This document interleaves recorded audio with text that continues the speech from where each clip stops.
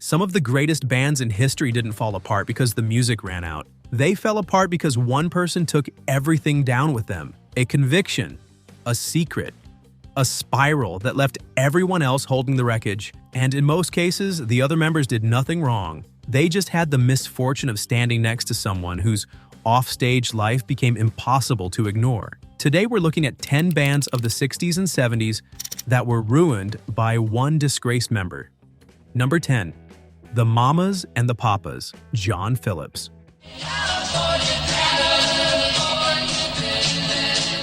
Few bands captured the spirit of the 1960s quite like the Mamas and the Papas. Formed in 1965, the group, John Phillips, Cass Elliot, Denny Doherty, and Michelle Phillips, built a sound that felt like California sunshine itself. Between 1966 and 1968, they charted 6 top 10 singles and became genuine icons of the counterculture era. Their harmonies were unlike anything on the radio. Their presence at the 1967 Monterey Pop Festival cemented their place in rock history. John Phillips was the engine of that band. He wrote most of the songs, organized the landmark Monterey Festival, and was the creative force that held the group together until he couldn't hold himself together. By the time the 70s rolled in, Phillips had sunk deep into drug addiction. His behavior became erratic. His relationships deteriorated, and the original lineup dissolved in 1968. Phillips was convicted of drug trafficking in 1981, but the most devastating blow to the band's legacy came long after his death. In September 2009, his daughter Mackenzie Phillips published her memoir, High on Arrival, in which she revealed that her father had raped her when she was 19 years old, the night before her wedding, and that an incestuous relationship continued for roughly a decade afterward. She described being injected with cocaine by her father and recounted years of trauma rooted in the chaos that surrounded him. John Phillips passed away in 2001, so he was never confronted publicly with those allegations. Some family members disputed Mackenzie's account. Others, including her half-sister Chinna Phillips, said they believed her. Whatever the truth, the story cast a permanent shadow over the band's legacy. Songs that once felt joyful became complicated. The name John Phillips became inseparable from those revelations. The band had already been inducted into the Rock and Roll Hall of Fame in 1998. Its place in history seemingly secure. But history has a way of adding new chapters. For a group that had once represented hope and harmony, California dreams, open harmonies, the best of what the 60s promised. The ending that came couldn't have been more at odds with the music they made. Number 9. The Who, Keith Moon.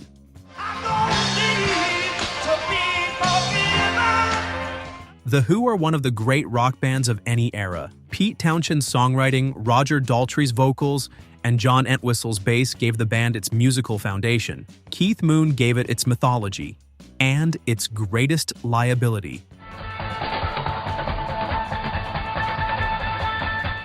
Moon was one of the most naturally gifted drummers in rock. His playing was thunderous, inventive, and wholly original, but his offstage behavior was a constant source of damage. He drove a car into the swimming pool of a Holiday Inn. He blew up toilets with cherry bombs. He demolished hotel rooms on a level that other musicians merely aspired to. These stories became so embedded in rock lore that they almost obscured the genuine harm running beneath them.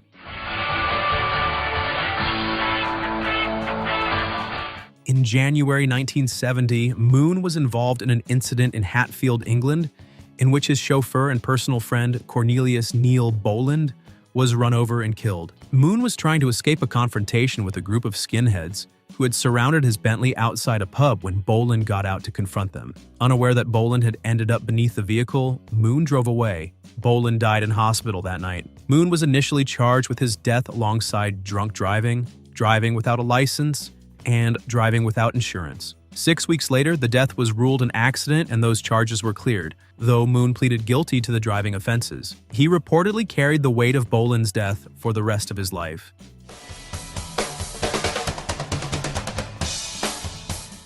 His addiction to alcohol and prescription drugs worsened through the 1970s. He was known to pass out mid-performance, to play erratically, to be physically incapable of completing shows. The band's ability to function as a live act was regularly dependent on whether Moon had slept or eaten. On September 7, 1978, Keith Moon died of an accidental overdose of heminevrin, a drug prescribed to help him manage alcohol withdrawal. He was 32 years old. He had taken 32 of the tablets, the same number as his age. The Who continued with different drummers, but the version of the band that had existed with Moon was over. Number 8, Sly and the Family Stone. Sly Stone. In the late 1960s, Sly and the Family Stone were doing something nobody else was doing. The band, formed in San Francisco in 1966, was racially integrated and mixed gender at a time when neither of those things was common in popular music. They blended soul, rock, gospel, and psychedelia into something entirely new. Dance to the Music, Everyday People, and Thank You, Verlaten Me Be Myself Again, were all massive hits. Their set at Woodstock in 1969 was one of the festival's most electrifying performances. And then, almost immediately after that peak, things fell. After the band relocated to Los Angeles in late 1969, Sly Stone and several members became heavy users of cocaine and PCP. Sly's behavior changed dramatically. He grew paranoid and withdrawn. In 1970, the band canceled 26 of their 80 scheduled concerts. At one canceled show in Chicago's Grant Park, a riot broke out. Promoters stopped booking them because nobody knew if Sly would show up. Those who did book him sometimes watched him walk off stage before the set was finished. Bassist Larry Graham, the man who essentially invented the slap bass technique, left the group in 1972. Drummer Greg Errico had already departed. What remained was less a band than a rotating collection of people orbiting an increasingly isolated Sly Stone. The band's final performance at Radio City Music Hall in January 1975 drew barely a fraction of the venue's capacity. They had to pool money just to get home. The group dissolved shortly after.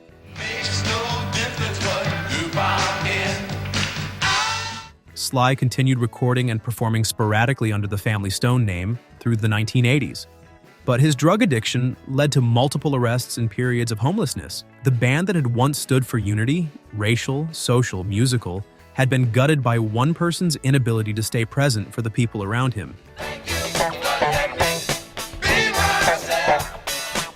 Sly Stone died on June 9, 2025 at the age of 82. The music remains brilliant. The collapse, though, was entirely self-inflicted. The other members of the Family Stone were his siblings, his bandmates, the people who had helped build something genuinely historic, were left to watch it all unravel from the sidelines. Larry Graham went on to form his own successful group. Others found their footing elsewhere, but the band they had all built together, the one that had stood for something bigger than any one of them, was gone long before it was officially over.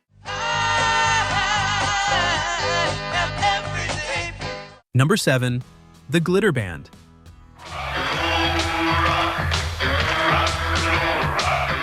By the early 1970s, Gary Glitter was one of the biggest pop stars in Britain. Born Paul Gadd, he reinvented himself as a glam rock icon.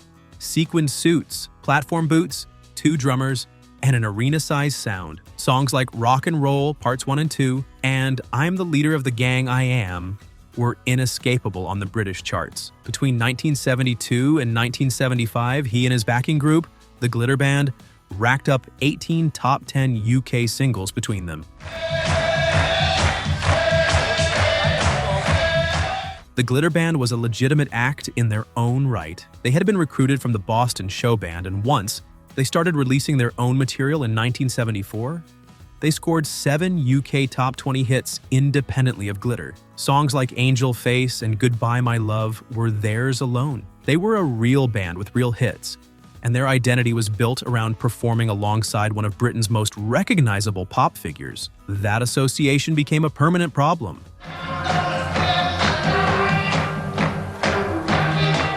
Gary Glitter was convicted of possessing child pornography in 1999.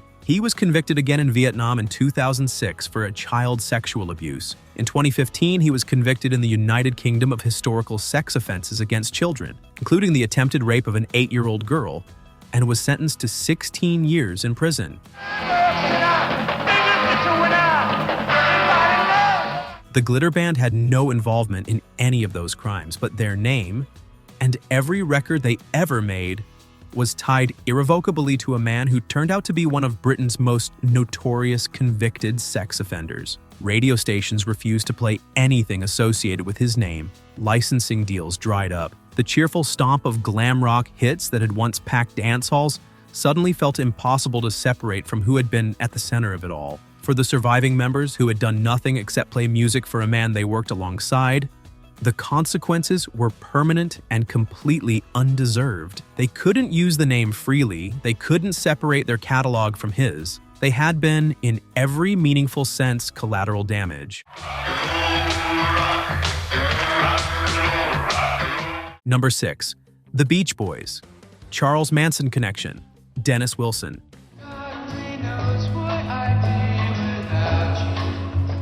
The Beach Boys need no introduction. Between 1963 and the end of the decade, they were one of the defining acts of American popular music. Brian Wilson's studio genius produced Pet Sounds in 1966, widely regarded as one of the greatest albums ever recorded. The band was beloved, successful, and seemingly immune to the darker currents running through the era. But one of those darker currents came directly into their orbit through drummer Dennis Wilson, and its name was Charles Manson.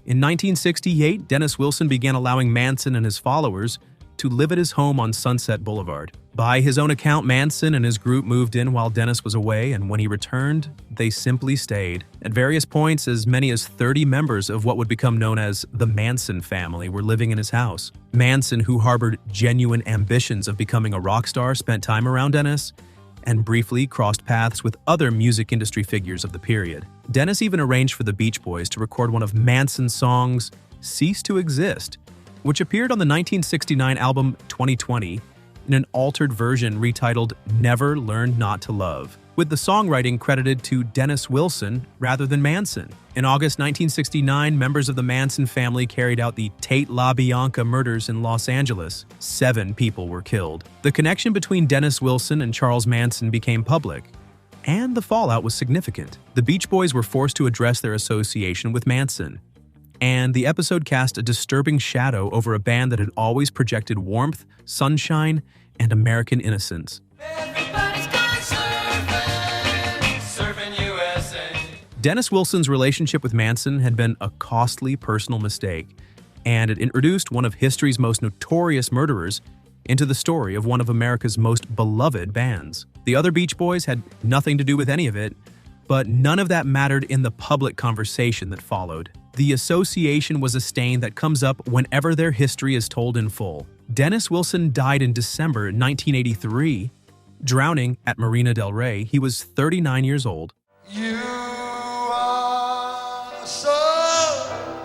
Number 5. The Rolling Stones. My sweet Lady Jane. The Rolling Stones didn't just survive Brian Jones, they survived him barely. And they were never quite the same band without him, even if they became a bigger one. Jones was a founding member of the Stones. He named the band. In the early years, he was arguably its most musically versatile member, contributing slide guitar, harmonica, and a range of other instruments that gave early Stones records their distinctive texture. But by the mid-1960s, his personal life had descended into chaos. He had fathered multiple children with different women by the time he was 20 years old. His drug use was constant and severe. Arrest for possession came in 1967 and 1968. His deterioration became impossible for the band to work around. He missed recording sessions. His playing declined. By 1969, Mick Jagger and Keith Richards had essentially written him out of the creative process, composing songs together that left Jones with little to contribute. On June 8, 1969, the band informed Jones that he was being removed from the group he had founded. Less than a month later, on July 3, 1969, Brian Jones was found dead at the bottom of his swimming pool at his home in Sussex. He was 27 years old. The coroner's report listed the cause of death as misadventure, noting that his liver and heart were significantly enlarged by years of drug and alcohol abuse. Questions about the circumstances of his death have persisted for decades. The Stones continued and eventually became one of the highest-grossing touring acts in history. But the band that Jones had founded was gone. The chaos of his personal life had eroded whatever creative partnership might have existed between him and his bandmates, and the story of his final year is one of the saddest in rock's early history. He named the band. He brought some of its earliest members together, and then he fell apart so completely that the people he assembled had no choice but to carry on without him. The Stones became legends.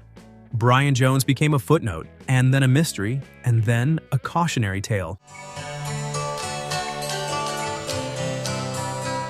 Number 4. The Sex Pistols, Sid Vicious.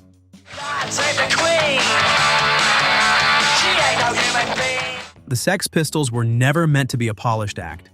Punk was about disruption. But even by the standards of the most confrontational band in Britain, Sid Vicious was a problem. Vicious, born John Simon Ritchie, replaced original bassist Glenn Matlock in early 1977. By most accounts, he couldn't actually play bass. Manager Malcolm McLaren and the band were aware of this.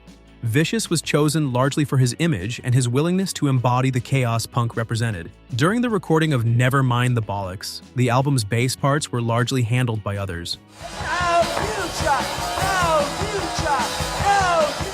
What Vicious brought was a talent for self-destruction. His heroin addiction was severe from the beginning of his time with the band. He was hospitalized for hepatitis during recording. He was violent and unpredictable. The band's only U.S. tour in January 1978 collapsed under the weight of his condition and the group's internal tensions. John Lydon quit at the end of the tour. The Sex Pistols were over within a year of their only studio album. Number 3. Derek and the Dominos, Jim Gordon.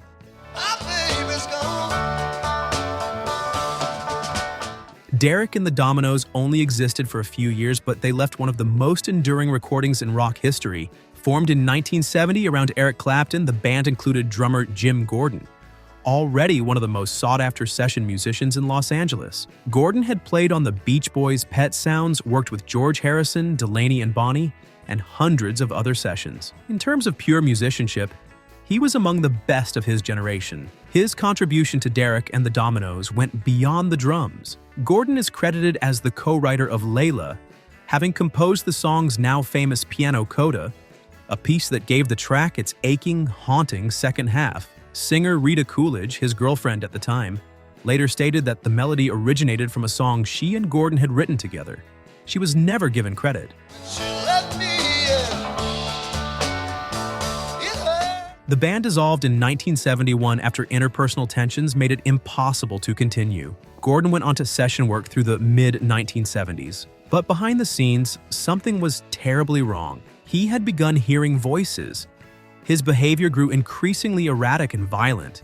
He assaulted women he was close to. His paranoia deepened. Doctors at the time attributed his deterioration to drug and alcohol abuse, and the underlying illness went undiagnosed for years. On June 3, 1983, Gordon went to his mother's home, attacked her with a hammer, and then stabbed her to death. He was 37 years old. Only after his arrest was he properly diagnosed with schizophrenia. His attorneys attempted an insanity defense, but the court did not accept it. He was convicted of second-degree murder and sentenced to 16 years to life in prison. While serving that sentence, he and Clapton were awarded a Grammy for Layla. Gordon was in a cell when it happened. He was denied parole multiple times over the following decades, never attending his own hearings. Jim Gordon died in a California state medical facility on March 13, 2023, at the age of 77. He had spent 40 years in prison. Number 2. The Byrds, Gene Clark.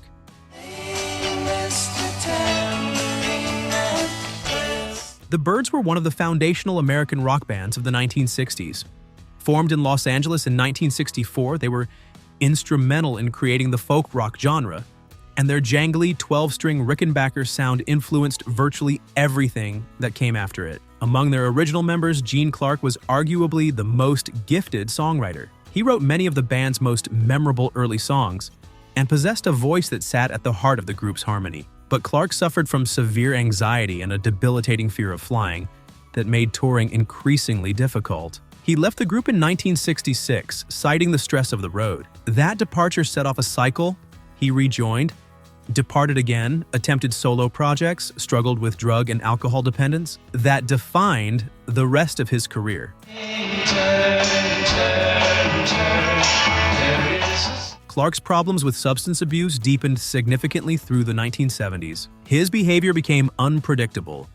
He was reportedly difficult to work with and unreliable in recording and live contexts. Various reunion projects fell apart in part because of his condition. His voice remained remarkable until the end, but consistent output was impossible under the circumstances. He died on May 24, 1991, at the age of 46, from natural causes connected to years of substance abuse, including a bleeding stomach ulcer. The Byrds had continued in various forms without him, but the original lineup, the one that made Mr. Tambourine Man and established the group's identity, was irreparably fractured from the moment Clark first walked away.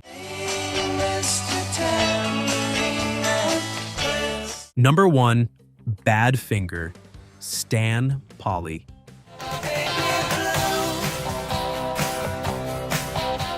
Badfinger is one of the most heartbreaking stories in all of popular music. Signed to the Beatles' Apple Records label in 1968, they were often compared to the Fab Four themselves. The harmonies, the melodies, the sheer craft of their songwriting. Paul McCartney wrote and produced their first major hit. George Harrison worked with them. They were, by every metric, one of the most promising British rock acts of the early 1970s. Their problems were not musical. They stemmed from one of the most catastrophic financial betrayals in rock history, carried out largely by their manager, Stan Polly. Polly took control of the band's finances and systematically defrauded them. He collected advance payments from Warner Brothers in the early 1970s, placed the money in escrow accounts he controlled, and refused to release funds to the band or to the label when demanded. Warner Brothers, believing the band was withholding the money, pulled their album headfirst from release in 1975 and severed the contract. The band was left without an album, without money, and without any clear legal recourse against a manager who had hidden or spent what was theirs. On April 24, 1975, Pete Ham, who had written Without You, one of the best-selling songs of the decade, later covered by Harry Nilsson and Mariah Carey, hanged himself in his garage. He was 27 years old. He left behind a note that expressed his rage toward Polly directly.